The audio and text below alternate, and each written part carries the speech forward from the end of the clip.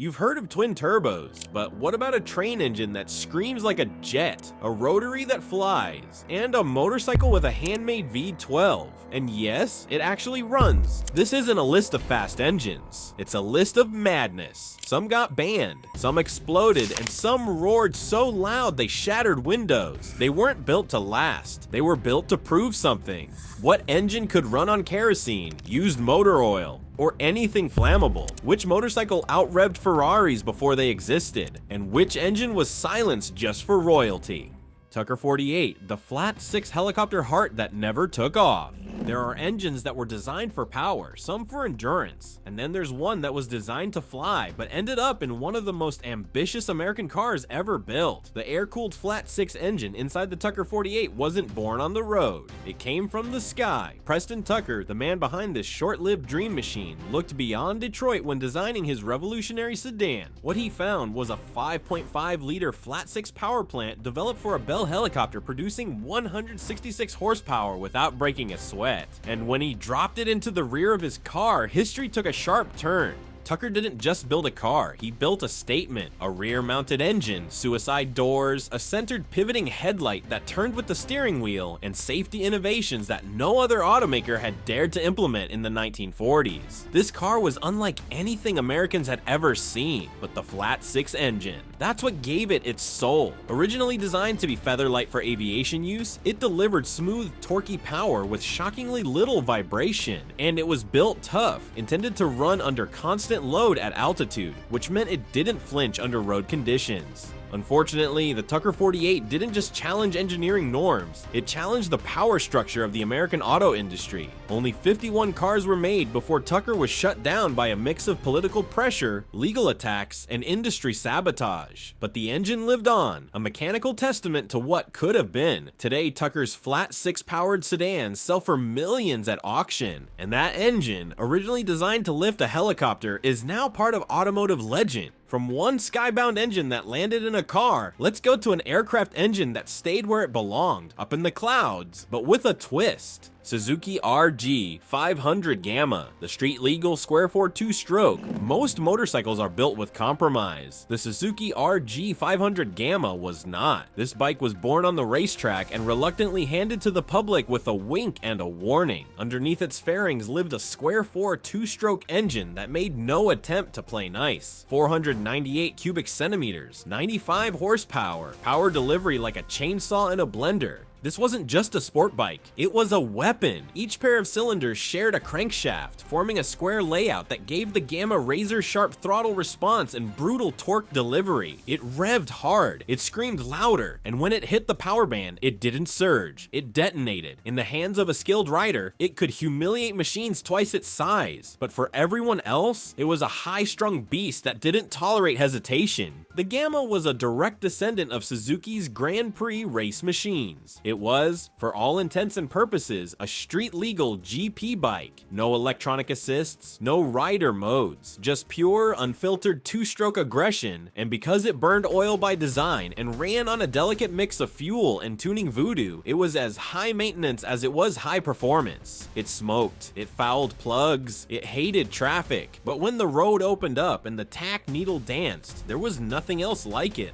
What made the RG 500 Gamma truly mad was not just its design, but that Suzuki actually let the public buy one. In an era of increasing regulations, this bike slipped through the cracks, offering a taste of racing insanity to those bold enough to tame it. Today, it's a collector's item, revered, feared, and banned in more than one country. It was the last gasp of a glorious smoky era. Next up, an engine that didn't scream, it shrieked, and it did so with 5 pistons in a package smaller than your coffee pot. Honda RC 149. Most motorcycle engines spin in the 5-digit range, but few have the nerve to crack 20,000 revolutions per minute. Fewer still do it with 5 pistons crammed into a motor smaller than your morning espresso machine. Yet in the 1960s, Honda built one that did exactly that. The RC 149, a 124.4 cubic centimeter 4-stroke inline 5 that screamed all the way to 21,500 revolutions per minute. This wasn't a production bike. It wasn't even close. It was a purpose-built Grand Prix machine, created for one reason: total domination of the 125 cubic centimeter class. Where other manufacturers played it safe with singles and twins, Honda went rogue. They built an inline 5 so tiny it made a lawnmower engine look overbuilt, then tuned it to absolute madness. It wasn't just fast, it was a statement of intent. Every part of the RC149 was a lesson in mechanical minimalism. 5 pistons, each lighter than a sugar cube, moving at impossible speed. A crankshaft milled to perfection. Camshafts so delicate they had to be crafted using watchmaking tools. Friction had to be reduced to almost nothing. Tolerances were razor thin. The engineering was obsessive because it had to be. The result was 34 horsepower at a screaming red line most modern superbikes can't touch. But even more shocking, it held together. Despite the abuse, despite the noise, and despite the outrageous revs, the RC149 didn't explode. It ran, lap after lap, race after race. Tuning was critical, maintenance was constant, but it worked. Honda didn't stop there. This 5-cylinder marvel was just one part of a series of wild engine experiments. 6-cylinder 250s, oval piston V4s, and other designs that pushed the limits of physics. But the RC149 was the spiritual ancestor of something much bigger. Its DNA lives on in every high-revving Honda Phi TEC engine, every shrieking S2000 Roadster, and every Civic Type R that revs like a race car. This bike wasn't about practicality. It was about proving that even the smallest displacement could deliver world-shattering performance. It wasn't just unforgettable, it was untouchable. And speaking of untouchable, the next engine on our list had 8 cylinders on a motorcycle in the 1950s. Moto Guzzi V8, the 500 cubic centimeter monster from the 1950s. In 1955, Moto Guzzi redefined motorcycle engineering by packing 8 cylinders into a 500 cubic centimeter engine, an audacious design that looked more like a high-performance spacecraft than a bike engine.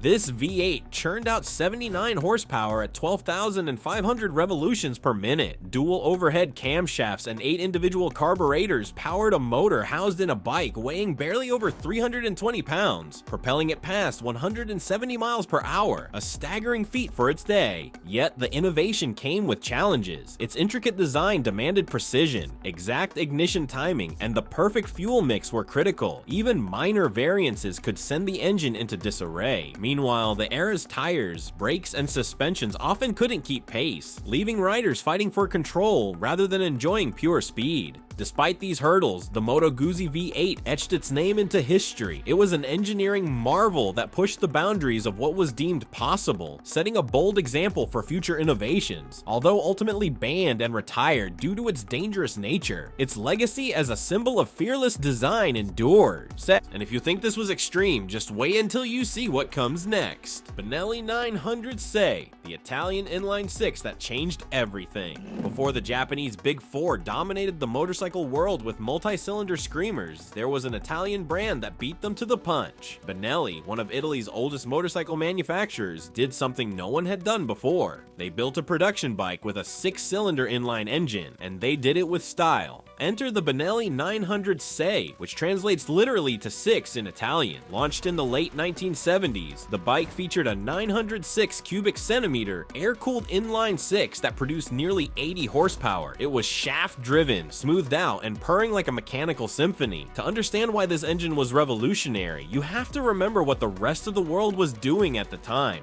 Mostly 2- and 4-cylinder machines that vibrated like jackhammers and felt agricultural at best. But the Se wasn't just about smoothness, it was about excess. This was a bike that looked like a Ferrari engine had been split in half and stuffed into a Moto Guzzi chassis. The chrome exhaust headers fanned out from the cylinder head like something out of an art exhibit. The power delivery was fluid, the engine was eerily quiet for its size, and the ride was unlike anything else on the road. Benelli didn't just stop at innovation, they beat Japan to the punch. The Se debuted before Honda's famous CBX 6-cylinder, and even though Benelli didn't have the scale or reliability of the Japanese giants, the Se made one thing very clear: multi-cylinder engines were the future of high-performance motorcycles. The Benelli 900 Se remains a symbol of Italian innovation and design daring. It didn't dominate the market, it didn't sell in huge numbers, but it changed the perception of what a motorcycle engine could be. and for that, it earned its place in the pantheon of truly mad machines. From a 5-cylinder rev monster to a dangerous V8 prototype to a production-ready 6-cylinder cruiser, the world of two-wheeled insanity just keeps going, and we're not done yet. Honda CBX V12, a Frankenstein made of two sixes. Some builds push boundaries. This one ignores them completely. A Honda CBX 6-cylinder engine is already a legend on its own. A snarling, high-revving, air-cooled monster from the late 1970s. Now imagine taking two of them, welding them into a single V formation, and stuffing them into a motorcycle frame. That's what happened with this V12 build. It's not a factory experiment or a lost concept. It's pure garage-born insanity, and it works. The heart of the machine is a custom crankcase that merges two inline 6-cylinder engines into one V12 power plant. The original CBX had 999 cubic centimeters of displacement, so doubled up. The result is nearly 2 liters of angry synchronized combustion. This required a custom crankshaft, custom engine mounts, a handmade chassis, and a transmission that could even handle the absurd load. Everything had to be built from scratch. It's a true mechanical Frankenstein, stitched together with welds,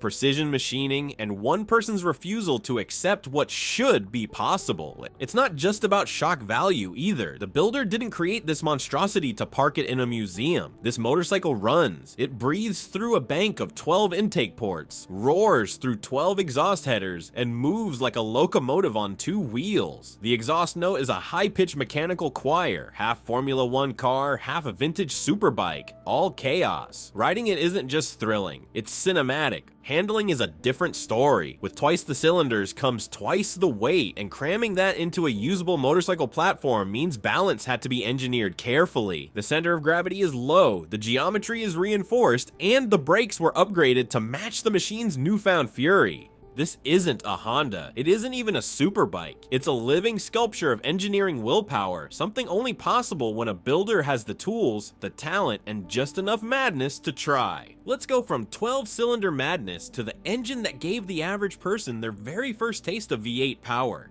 Ford Flathead V8, the engine that gave power to the people. Before 1932, V8 engines were exclusive, reserved for luxury sedans, race cars, and deep pockets. Then Henry Ford introduced something that changed everything, the 3.6-liter Flathead V8. It made 85 horsepower when most engines barely offered half that. More importantly, it was affordable, reliable, and mass-produced for the everyday driver. The secret was in the side valve design. Instead of placing valves above the pistons, they were mounted beside them, making the engine compact, easier to cast, and cheaper to manufacture. That made power accessible to millions, and unleashed a wave of backyard builders and speed junkies. Hot rodders turned junkyard flatheads into stripped-down drag monsters. Teenagers in the 1940s and 50s learned to wrench on them. Speed shops built an entire business model around tuning them. This wasn't just an engine, it was the spark that ignited the hot rod revolution. By today's standards, it's heavy, slow, and runs hot. But none of that matters. It's got charm, immediate torque, and a deep, unmistakable American rumble that still shakes the walls of every nostalgia-fueled garage from California to Kansas. The Flathead V8 didn't just move cars, it moved a generation. From a working man's dream machine to a cult icon, the Ford Flathead V8 wasn't just a milestone in engine history, it was a cultural explosion. Now let's talk about an engine that was just as massive, just as American, but lived in a completely different world, the world of industrial brute force.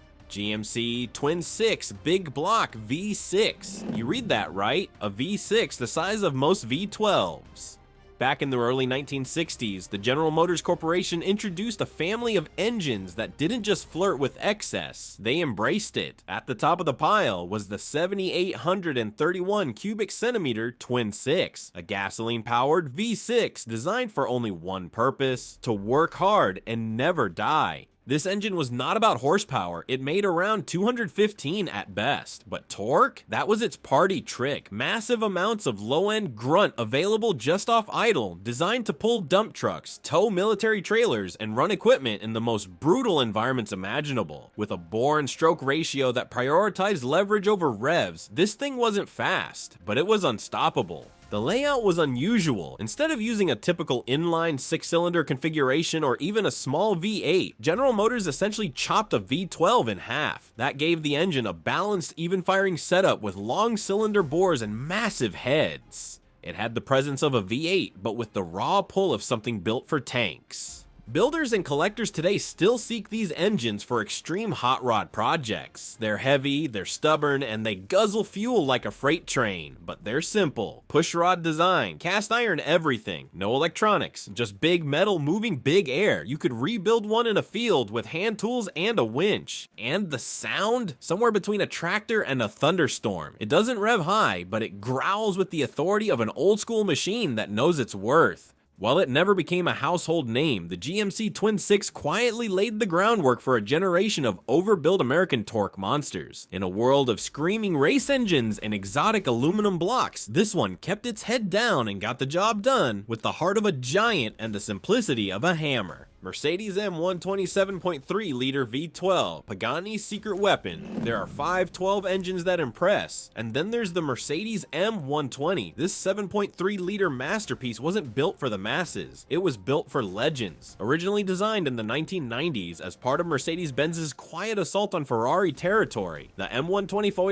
debuted in the SL73 AMG. It was powerful, yes, but it was also restrained, an executive's weapon of choice, buried in the chassis of a 2-ton Grand Tourer. Then along came Horatio Pagani, and everything changed. When Pagani set out to build the Zonda, he didn't want just another supercar. He wanted a rolling sculpture powered by a heart that could beat with authority and elegance. He chose the M120 and pushed it even further. Mercedes handed over the 7.3-liter block, and Pagani's engineers refined it into something otherworldly. The final product? An engine that produced approximately 525 horsepower with no forced induction, just raw, naturally aspirated fury. What made it truly mad wasn't just the power, it was the delivery. The throttle response was instant. The torque curve was smooth and brutal. There were no turbos to spool, no artificial drama, just a surge of mechanical honesty that built revs like an orchestra building tension. In an era where every competitor was turning to turbocharging, Pagani stuck with purity.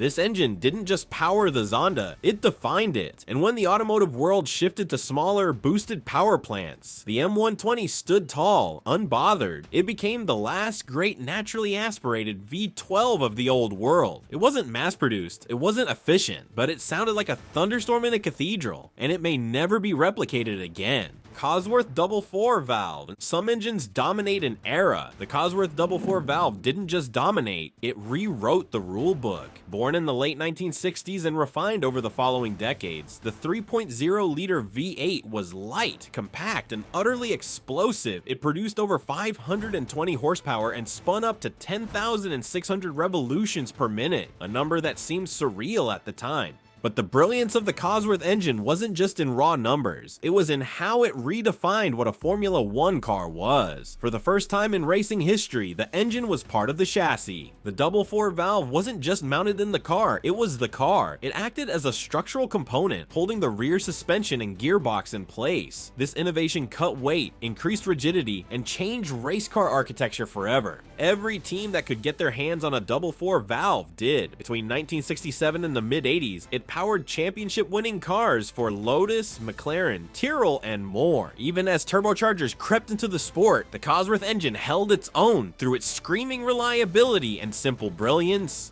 Its sound? A mechanical shriek that defined an era of motorsport. Its legacy? Unmatched. The Cossworth 4 valve won 155 Grand Prix. It was the backbone of privateer teams and the bane of factory-backed juggernauts. Without it, the golden age of Formula 1 would have sounded very different and likely ended much sooner. JUD GV4 and GV5, V10 screamer for privateer glory. If the Cossworth was the Formula 1 king, the JUD GV Series was the people's champion. The JUD GV4 and GV5 were 4.0 and 5.0 liter naturally aspirated V10 engines capable of revving well past 11,000 revolutions per minute. They were born in the 1990s and 2000s not for factory dominance, but for privateers looking to punch far above their weight. Imagine a V10 that sings like an angry choir of violins, with throttle response sharp enough to cut glass. That's what JUD offered. With horsepower outputs climbing up to 750, the GV Series gave independent teams in Le Mans, prototypes, and hill climb events a fighting chance against bigger, better funded opposition. The sound alone was enough to justify its existence. Unlike the turbocharged warbles that would later dominate racing, the JUD V8 screamed in a high-pitched, electrifying wail, raw, unfiltered, and unforgettable. It wasn't just about volume, it was about emotion. Watching a prototype storm up a mountain with a JUD engine behind the driver felt more like a musical performance than a race. And while factory-backed teams had bigger budgets, more engineers, and newer tech, the JUD-powered cars had something else. Soul. These engines were beautifully engineered, but not overcomplicated. They could be maintained and tuned by small crews with the right expertise. That's why, even today, JUD engines are still used in classic endurance racing and hill climb events around the world. The GV Series proved that you didn't need a billion-dollar budget to build something legendary. All you needed was passion, precision, and an engine that refused to be ignored. Paxman Valenta, the 79-liter V12 diesel that roared like a jet. Engines don't get much madder than this. The Paxman Valenta wasn't designed for cars, motorcycles, or even planes. It was designed to move nations. This 79-liter V12 diesel engine produced up to 2,250 horsepower and ran at a low, consistent 1,500 revolutions per minute. That may not sound fast until you realize this engine powered the iconic Intercity 125 trains in the United Kingdom and British naval vessels around the globe. Its sound was infamous. Dubbed the Valenta Scream, it roared like a jet engine, sending vibrations through the station before the train even arrived. It wasn't subtle, it wasn't refined, but it was glorious. The deep growl combined with a high-pitched turbine wail created an unforgettable auditory experience, especially for railway enthusiasts. Mechanically, it was just as extreme. 12 cylinders, turbocharged, and built to run at full load for days at a time. It was over-engineered for endurance and brutalized with thousands of miles of non-stop action. In naval use, it powered everything from patrol vessels to minesweepers, because when failure isn't an option, the Paxman delivers. Today, most of these engines have been retired, replaced by quieter and more efficient alternatives, but many are preserved in museums or used in heritage runs, just to hear that sound again. The Paxman Valenta wasn't an engine you could bolt into a car. It wasn't meant for fun. It was meant for power, consistency, and presence. But somehow, despite its industrial origins, it became a symbol of engineering madness. The kind that doesn't care about size, efficiency, or elegance. Just results. But what I want to know now is, which engine blew your mind the most? And would you dare ride or drive one? Drop your answer in the comments below. Thanks. Comments below. Thanks. Comments below.